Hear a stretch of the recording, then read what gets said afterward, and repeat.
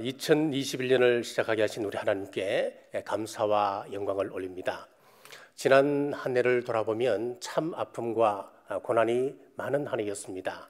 하지만 하나님께서 지켜주시고 하나님의 돌보심으로 우리가 여기까지 올 수 있었다는 것 늘 기억하시길 바랍니다. 자, 오늘 새해 새로운 결단이라고 하는 제목으로 말씀 선포하겠습니다. 본문에서 베델은 하나님의 집이라고 하는 뜻을 가지고 있습니다. 야곱은 이곳에서 늘 하나님을 만났습니다. 자, 이곳에 처음 도착했을 때 야곱은 아버지와 형을 속이고 장자의 축복을 받습니다. 그래서 형 에서의 진노를 사게 되었습니다. 브엘세바에 살 수 없어서 밧단 아람으로 도피 생활을 하는데 가는 도중에 하나님이 야곱을 찾아오셨고 야곱을 만나주셨습니다. 그래서 그곳에 하나님 앞에 제단을 쌓고 하나님께서 이곳으로 다시 저를 인도해 주신다면 이곳에서 하나님 앞에 제사 드리겠습니다. 서문을 했습니다. 자, 하지만 야곱은 가나안에 돌아왔습니다마는 하나님의 약속을 망각했습니다. 잊어버렸습니다. 그래서 세겜이라고 하는 땅에 그는 살고 있는데 그로 말미암아 거기에서 큰 환난과 큰 어려움을 겪게 됩니다. 자, 어려운 가운데 자신의 삶을 돌아보고 큰 깨달음을 얻게 되는데 과거 자신이 함께 했던 하나님께서 함께 하셨던 그 서원을 상기하게 되었습니다.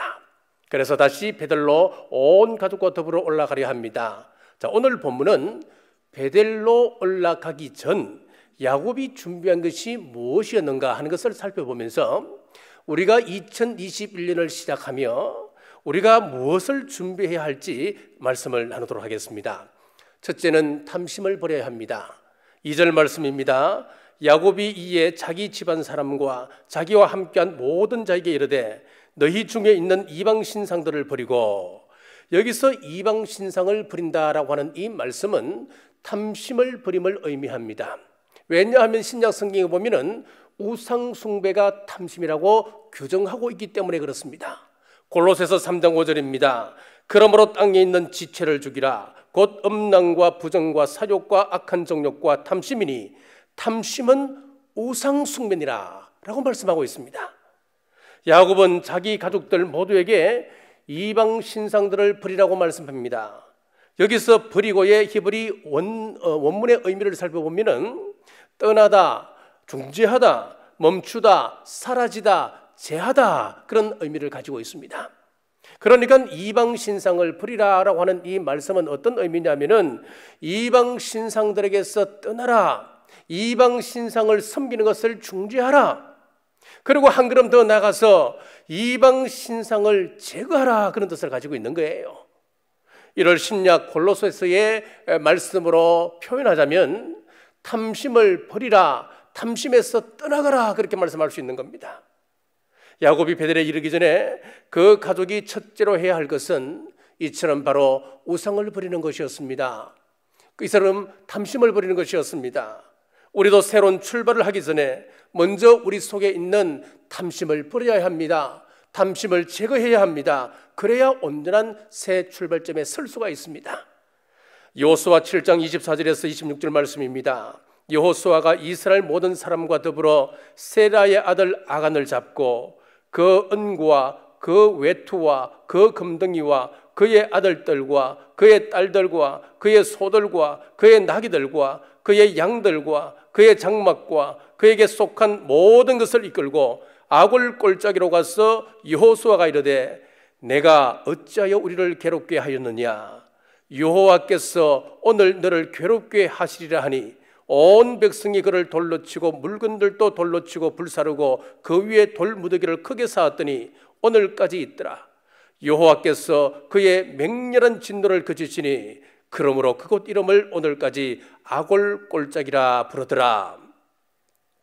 여호수아 7장에 보면은 아이성 전투에서 패배하고 난 이후에 아간을 처형하는 장면이 나와 있습니다. 당시 이스라엘은 가나안을 정복하는 과정에서 첫 번째 성인 강력한 성 여리고성을 무너뜨리고 두 번째 성 아이 전투에서 처절한 패배를 경험하게 됩니다. 사실 아이성은 다른 가나안 어떤 성보다도 작은 성이었습니다. 이런 성에서 패하였다고 하는 것은 이후 전쟁에서 더 이상 승리를 장담할 수 없는 사기가 끊기는 결과를 초래했습니다. 자, 이로 인해서 여호수아는 하나님 앞에 실망감으로 절망감에 엎드렸습니다. 그리고 하나님 앞에 기도합니다. 하나님께서 이스라엘 가운데 숨은 죄를 드러내셨습니다. 그 패배의 원인은 여리고성 전쟁에서 하나님은 승리한 이후에 주어지는 모든 전리품은 하나님의 것이다 라고 선언하셨습니다. 그런데 아간이 자기 탐심 때문에, 자기의 욕심 때문에 그 전쟁에서 얻은 전리품 일부를 숨겼습니다. 자신의 탐욕을 채운 것이죠. 여러분, 이스라엘의 가나안 정복 전쟁은 단순히 땅 따먹기 전쟁이 아니었습니다. 가나안 살고 있는 그 백성들의 추악한 죄악을 하나님께서 심판하시는 것이고, 그리고 하나님께서 새로운 하나님의 백성들을 세우는 과정이었습니다. 그런데 아간이 숨기고 도둑질하고 탐욕의 전쟁으로 만들어버렸습니다. 그래서 두 번째 전쟁이었던 아이성 전투에서 하나님께서는 함께하지 않으십니다. 결과 처참한 결과를 가져오게 된 것입니다. 이를 깨달은 여호수아가 아간과 그가 숨겼던 모든 보물들을 돌무더기로 장사를 지냈습니다. 사랑하는 여러분, 새 출발을 함에 있어서 탐심을 먼저 정리해야 됩니다. 야곱의 가족이 베들로 가기 전에 먼저 이방 신성들을 버린 것 같이 새 출발을 위해서 우리 성도들은 탐심을 먼저 정리하셔야 됩니다. 자, 전쟁의 신이라 일컬어지는 알렉산더 대왕이 페르시아 전쟁에서 의외로 고전하더니 큰 패전을 경험하게 되었습니다. 이 알렉산더는 하는 전쟁들마다 대성을 거두지 않습니까? 그래서 전쟁의 신이라고 하는 별명이 붙는 거예요. 그런데 페르시아 전쟁에서 대패를 경험하고 난 다음에 마치 바둑에서 바둑을 두고 난 다음에 복귀하지 않습니까? 마찬가지로 왜 전쟁에서 패했는지 곰곰이 둘러보게 되는 거예요. 둘러보고 이 사람이 나가서 자기 그 사병들이 어떻게 다니고 있는지, 어떤 준비가 되어 있는지 행군하는 모습을 멀리서 물끄러미 바라보게 되었습니다. 그런데 이 완전 군장을 하고 행군을 하는데 그 군장 이외에 큰 것을 하나 또 쥐고 가는 거예요. 그래서 그것이 뭐냐 세워서 풀어보니까 그 안에는 이제 전쟁터에서 승리를 하고 난 이후에 얻었던 전리품들 가운데 정말 좋은 것들이잖아요. 보화들, 귀중한 것들, 감나가는 것들 전부 다 몇 개씩 챙겨서 그 무거운 것을 군장과 함께 지고 가는 거예요. 자, 그러니까 이런 상태에서 어떻게 전쟁에서 승리할 수 있겠습니까? 그래서 알렉산더 대왕이 명령을 내립니다. 모든 군사들, 장교들, 사병들 할 것 없이 지급되어지는 필요한 그 군 보급품 이외에는 전부 다 내려놓아라. 전부 다 한 곳에 모아라. 그랬더니 검은 보화부터 시작해서 보물들이 산더미처럼 쌓였습니다. 그 위에서 기름을 끼얹고 불을 질렀습니다. 그 이후에 이 알렉산더 부대는 가는 곳곳마다 큰 승리를 거두었다고 하는 것입니다. 여러분, 마음속에 욕심이 쌓여 있으면은, 탐욕에 눈이 가리워져 있으면 우리는 아무것도 보지 못합니다. 정작 해야 할 일을 하지 못할 때가 참 많은 것입니다. 정치인들 보십시오. 그들이 불의의 돈을 먹으면 어떻게 된다는 건 모르겠습니까? 하지만 탐욕에 눈이 가려져 있으니까 이것저것 다 꿀꺽꿀꺽 삼키는 겁니다. 자녀들에게 너무 집착하다 보면 남편에 대해서 등한히 여기게 됩니다. 남편이 돌아왔는지, 남편이 밥은 먹었는지, 도시락은 챙겼는지 전혀 관심을 기울이지 않는 것입니다. 우리도 마찬가지입니다. 탐심을 버려야 됩니다. 그래야 온전한 새 출발점에 설 수가 있습니다. 우리 교회에서도 마찬가지입니다. 교회 일을 할 때에 탐심이 있으면 결국 갈등이 생깁니다. 그래서 어떤 결정에 대해서 늘 섭섭한 마음이 생길 수밖에 없는 거예요. 하지만 내 속에 탐심을 버리고 욕심을 제한다면 우리 속에는 감사가 넘칠 수 있고 은혜 충만한 삶을 살아갈 수가 있습니다. 사랑하는 여러분, 우리 속에 탐심을 내려놓고 새해 출발을 새롭게 하는 우리 모두 되시길 주님의 이름으로 축복합니다. 두 번째는 자신을 정결케 했습니다. 2절 중반절입니다. 자신을 정결하게 하고, 자, 야곱 가족이 베델에 이르기 전에 행한 일, 첫째는 이방 신상을 숨겨 버렸습니다. 즉 탐심을 버린 것이었습니다. 두 번째는 자신을 정결케 하는 것이었습니다. 오늘 본문에서 정결하다라고 번역된 히브리 원문의 의미를 보면은 깨끗하게 하다, 정결의식을 행하다, 속죄하다, 그런 뜻을 가지고 있습니다. 자, 그러므로 이 정결이라고 하는 것은 모든 더러운 것을 깨끗하게 하는 것입니다. 모든 더러운 것을 깨끗하게 하기 위해서 정결의식을 행하는 것을 이야기합니다. 죄를 속하는 것을 이야기합니다. 야곱 가족이 베델에 올라가기 전에 자기를 정결케 했습니다. 자, 이렇게 자기를 깨끗하게 하는 것이 성도가 새로운 일을 계획하고 새로운 삶의 그 중대 기로에서 필수적인 그런 준비입니다. 그렇습니다. 신앙에서 먼저 준비할 것은 죄를 깨끗하게 하는 것입니다. 즉 회개를 이야기합니다. 그래서 이 죄라고 하는 것, 이 죄 문제를 회개하는 이 문제가 중대하기 때문에 우리 예수님의 제일 그 일성이 무엇이었습니까? 첫 번째 전하셨던 그 말씀이 무엇이었습니까? 바로 회개였습니다. 마태복음 4장 17절에 보면은 회개하라, 천국이 가까웠느니라 라고 선포하셨습니다.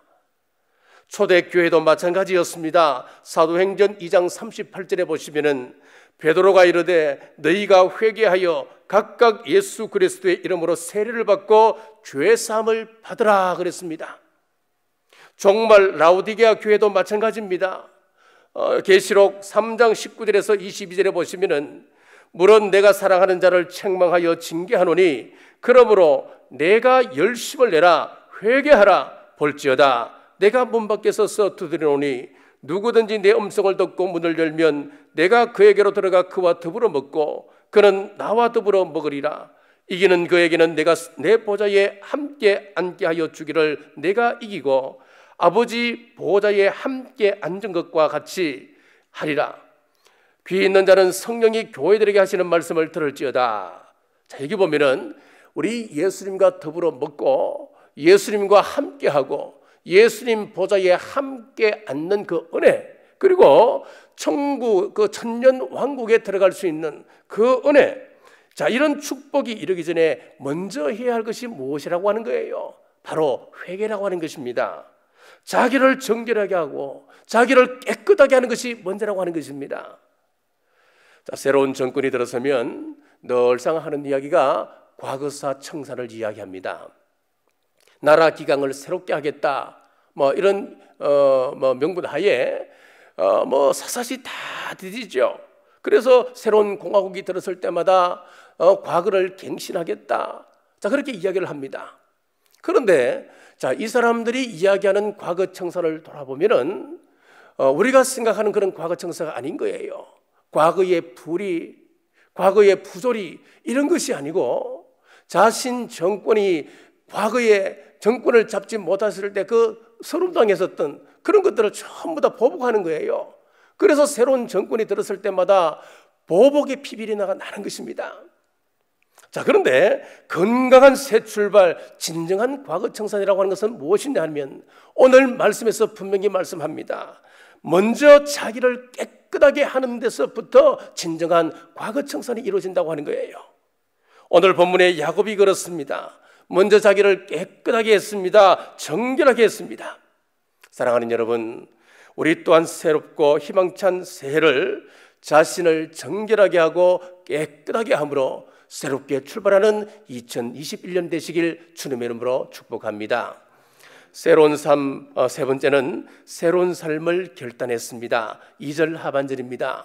너희들의 의복을 바꾸어 입으라. 자, 야곱 가족이 베델로 올라가기 전에 첫째는 탐욕을 버렸습니다. 우상들을 버렸다 그랬습니다. 두 번째는 자신을 정결하게 했습니다. 그리고 세 번째는 내가 새롭게 살아가리라 구체적인 결단을 했습니다. 자, 여기서 옷이라고 하는 것은 행위와 그의 삶을 의미합니다. 그러므로 의복을 바꾸어 입는다, 이 말씀은 새로운 삶을 결단한다, 그 의미가 되는 거예요. 바꾸다가 하는 원문의 뜻을 보면은 갱신하다, 교대하다, 움트다, 새롭게 하다, 그런 뜻을 가지고 있습니다. 우리 주님께서 요한계시록 22장 14절에 보면 자기 두루마기를 빠는 자들은 복이 있으니 라고 했습니다. 두루마기를 빤다라고 하는 것은 자기 삶에 대한 회개를 이야기합니다. 지금까지 죄된 행실을 하나님 앞에 내어놓는 것입니다. 깨끗하게 씻어내는 것입니다. 죄가 있거나 막힌 것이 있거나 아니면 하나님 앞에 떳떳지 못한 것들이 있다고 한다면 그것들이 하나님과 우리 사이를 가로막아서 복의 주기를 자꾸 가로막습니다. 근본적인 죄의 문제를 해결하지 못한 채 우리가 기도하고 복 달라고 매달려 봐야 그 응답은 제한적일 수밖에 없다고 하는 것이에요. 그러므로 회개해야 됩니다. 우리가 습관적으로 짓는 죄를 회개해야 됩니다. 불순종했던 것, 가족과 이웃을 미워했던 것, 그리고 은행 심사가 나빴던 것 회개해야 합니다. 달란트를 땅에 묻어두어서 구체적인 성령의 열매를 맺지 못한 것, 사명을 버리고 직분 감당하지 못한 것, 감사하지 못하고 불평하고 하나님을 온전히 믿지 못하고 불신하였던 것, 이 모든 것 의복을 바꾸어 입듯이 철저히 회개하시길 주님의 이름으로 축복합니다. 자, 성도는 새 출발 전에 탐욕을 버리고 자기를 정결케 하고 내가 구체적으로 깨끗한 삶을 살아가리라 결단해야 합니다. 그래야 바른 출발점에 설 수 있습니다. 자, 가령 이 달리기 종목에서 이 계주 종목이 있잖아요. 계주 종목에서 뒷사람이 바통을 앞사람에게 전해줍니다.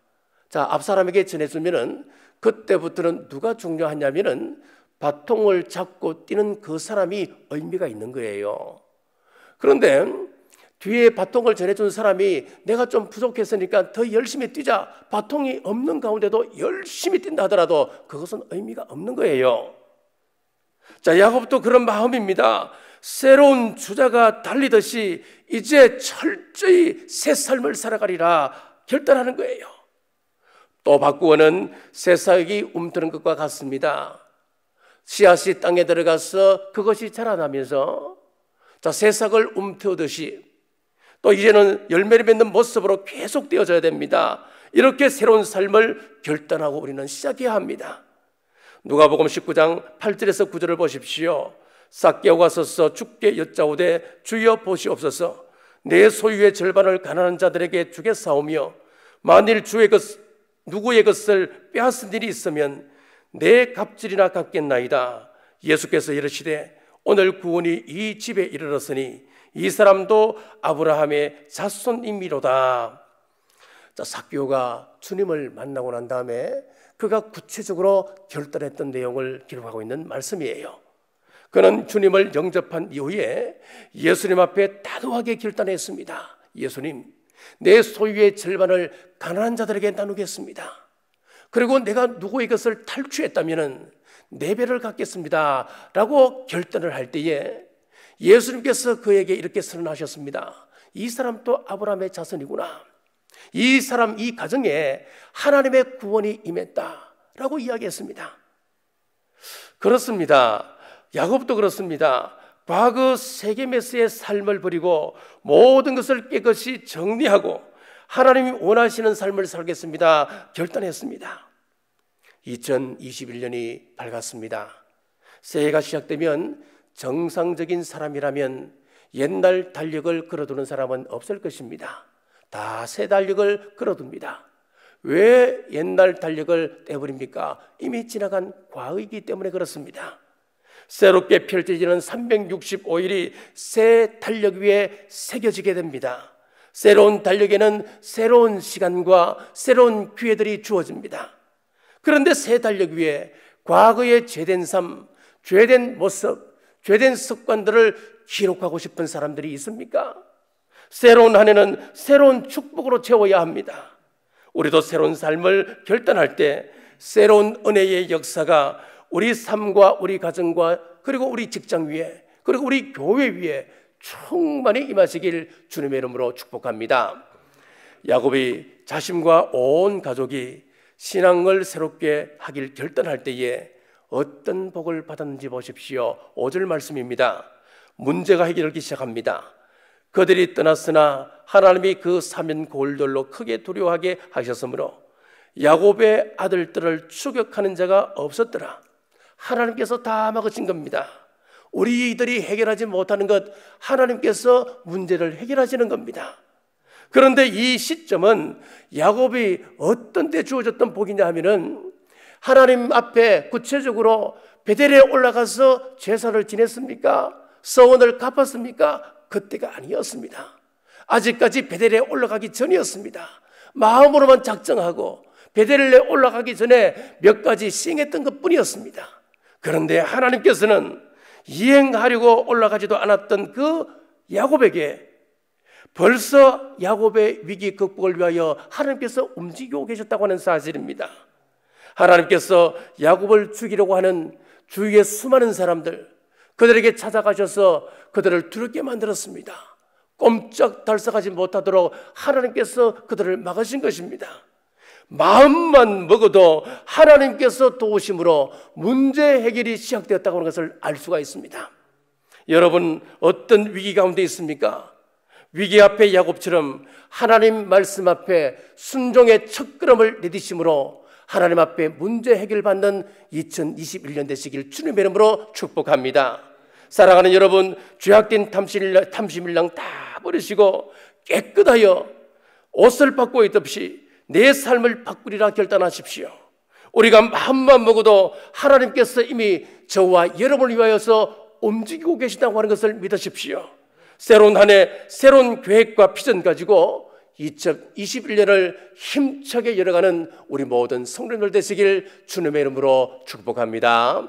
기도하겠습니다. 자비로우신 아버지 하나님, 오늘 또 2021년 첫 주를 맞아 말씀 듣고 하나님 앞에 예배드리게 하심을 감사합니다. 2020년에는 이 땅에 많은 문제들이 있었습니다. 가정의 문제, 이 나라의 영적인 문제, 자녀의 문제 등 수많은 위기가 우리 앞에 있었습니다. 야곱이 문제가 생겼을 때 하나님 말씀에 순종하여 베델로 올라갔습니다. 탐심을 버리고 자기를 깨끗하게 하겠다 결단했습니다. 의복을 바꾸어 입듯이 철저히 회개하겠다 했습니다. 그리할 때 하나님의 문제 해결의 역사가 있었습니다. 2021년 우리 앞에 어떤 문제가 있든지 야곱처럼 순종할 때 우리 교회가 더욱 거룩해지고 우리 가정이 거룩해지게 하옵소서. 그리하여 마지막 때 귀히 쓰임받는 우리 교회, 우리 가정되게 인도해 주옵소서.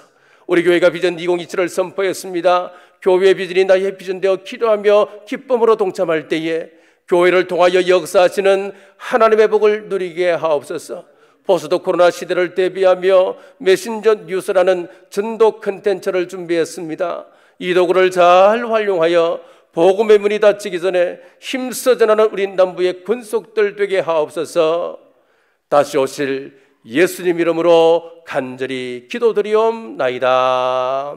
아멘. 아멘.